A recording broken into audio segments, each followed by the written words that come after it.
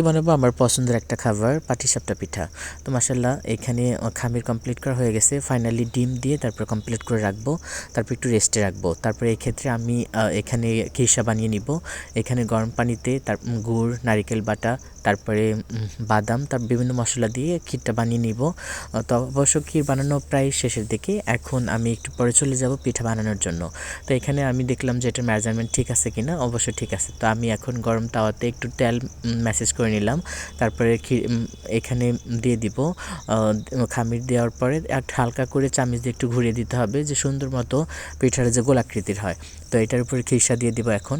আর খিরসাটা দিয়ে তারপরে একটু ওয়েট করে তারপরে এটাকে উল্টিয়ে দিতে হবে আর কি, মুড়িয়ে দিতে হবে। পাটিসাপটা পিঠা, এই ক্ষীর পাটিটাই আমার কাছে অনেক পছন্দ। খালিটা তেমন একটা ভালো লাগে না, কিন্তু ক্ষীর দেওয়াটাই আমার কাছে অনেক মজা লাগে। তো আমি পরপর কয়েকটা বানিয়ে নিব।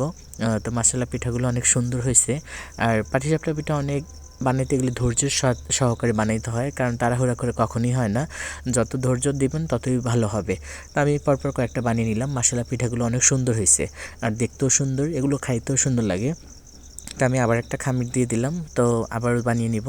মাশাআল্লাহ পিঠাগুলো অনেক মজার হয়েছে, আর এখানে অসাধারণ। আমি একটা খাইছি বানানোর সময়, ভালোই লাগছে। মাশাআল্লাহ অনেক সুন্দর। তারপরে আমি আবারও একটা বানিয়ে নিতেছি। তো আমার কাছে এই পিঠাগুলো অনেক মজা লাগে, প্রায় বানানো হয় মাঝে মাঝে আর কি। আর এগুলো বানাতে গেলে একটু টাইম লস হয়, একটু সময় লাগে, এই জন্য ভালো লাগে না।